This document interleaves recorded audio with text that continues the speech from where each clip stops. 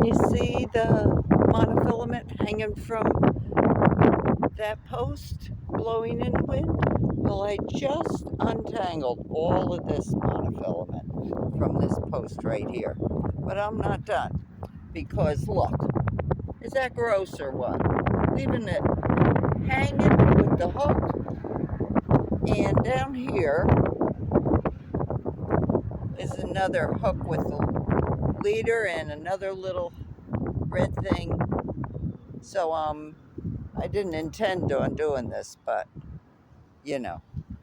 So this over here, oh my God, even more. So I'm gonna pull this in. It goes into the water. I'll keep you posted.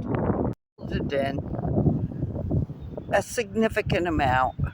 And look at the size of that sinker.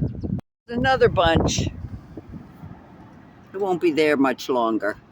That bunch, here's the most of it, was tangled also on this stick that was out in the middle of the road. That road. Spanish River Boulevard.